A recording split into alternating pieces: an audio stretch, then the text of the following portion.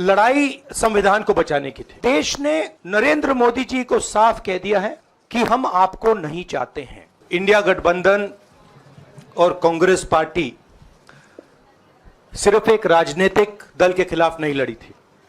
ये चुनाव हम बीजेपी एक राजनीतिक दल, हिंदुस्तान के इंस्टीट्यूशंस, हिंदुस्तान का जो पूरा गवर्नेंस का स्ट्रक्चर है, इंटेलिजेंस एजेंसीज, सीबीआई, ईडी, ये सब, आधी जुडिशरी, इन सब के खिलाफ हम लड़े थे, क्योंकि इन सब संस्थाओं को, इन सब इंस्टीट्यूशंस को नरेंद्र मोदी जी ने और अमित शाह जी ने कैप्चर करा, धमकाया, डराया।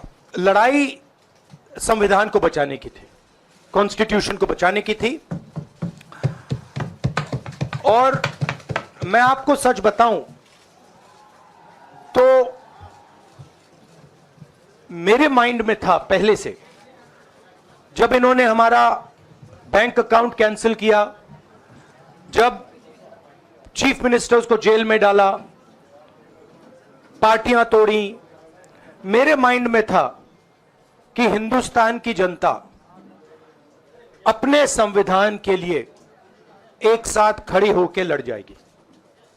और यह सच साबित हुआ। यह जो हमारा परफॉर्मेंस हुआ है, इंडिया गठबंधन का परफॉर्मेंस हुआ है, इसके पीछे कॉन्स्टिट्यूशन, जो रिजर्वेशन पर बीजेपी ने आक्रमण किया, गरीबी, अदानी जी के आपने स्टॉक्स तो देखे होंगे, देखे हैं वो स्टॉक्स उनके, तो बड़ी इंटरेस्टिंग बात है। जनता अदानी जी को मोदी जी से डायरेक्टली कोरिलेट कर रही है। मोदी जी की हार होती है, स्टॉक मार्केट कहता है भैया मोदी जी गए तो अदानी जी गए। मतलब डायरेक्ट रिलेशनशिप है, करप्शन की रिलेशनशिप है। और देश ने नरेंद्र मोदी जी को साफ कह दिया है कि हम आपको नहीं चाहते हैं। And this is the main thing that this election has said. The country has unanimously and clearly stated, we do not want Mr. Narendra Modi and Mr. Amit Shah to be involved in the running of this country. We do not like the way they have run this country. We do not appreciate the way they have attacked the constitution. We do not appreciate the way they have run this country for the last 10 years. इसको बचाने का काम हिंदुस्तान के सबसे गरीब लोगों ने किया है। सबसे गरीब लोगों ने किया है, मजदूरों ने किया है, किसानों ने किया है, दलितों ने किया है, आदिवासियों ने किया है, पिछड़ों ने किया है। इन लोगों ने इस कॉन्स्टिट्यूशन को बचाया है। ये कॉन्स्टिट्यूशन देश की आवाज है। बहुत सारे लोग ने इसको नहीं बचाया, चुप रह गए थे, मगर हिंदुस्तान के सबसे गरीब लोग, सबसे कमजोर लोग खड़े हो गए और उन्होंने इस कॉन्स्टिट्यूशन को बचाया।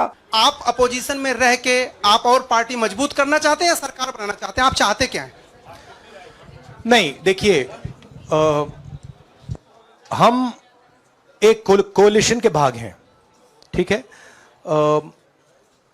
कांग्रेस पार्टी है, बाकी पार्टियां हैं, और उनके साथ अभी हमारा डिस्कशन नहीं हुआ है। हमने, भैया शांत हो जाए, हमने उनसे कहा था, इंडिया पार्टनर से कहा था कि चुनाव के बाद 5 तारीख को हमारी मीटिंग होगी और उस मीटिंग में हम ये जो सवाल है इसको डिसाइड करेंगे। तो सचमुच में इस सवाल का जवाब आज हमारे पास है नहीं, कल होगा। हम पहले से यही कह रहे थे कि ये लड़ाई हमारी मोदी वर्सेस जनता है, लोग हैं। तो 18वीं लोकसभा के चुनाव में हम विनम्रता से जनमत को स्वीकार करते हैं।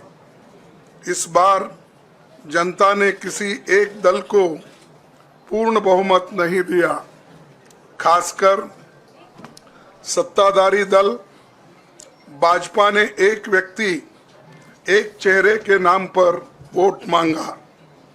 अब ये स्पष्ट हो गया है कि ये मैंडेट मोदी जी के खिलाफ गया है।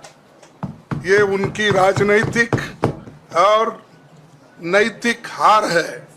जो व्यक्ति बार बार अपने नाम से ही हर जगह वोट मांगते थे, उनकी ये बहुत बड़ी हार है और नैतिक दृष्टि से ये तो उनको बहुत बड़ा नुकसान हुआ है।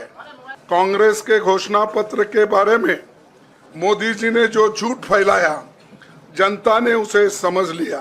भाजपा नेतृत्व की अहंकार की वजह से हुई।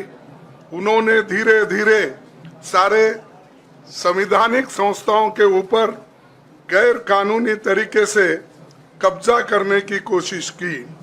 फिर इनका उपयोग विरोधी दल के खिलाफ करने लगे।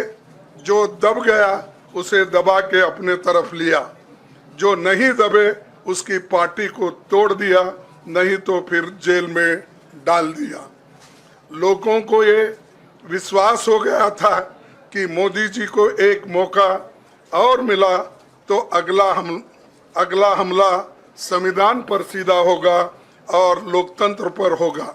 इसीलिए लोगों को इसके प्रमाण नए संसद सत्र के साथ ही दिखेंगे।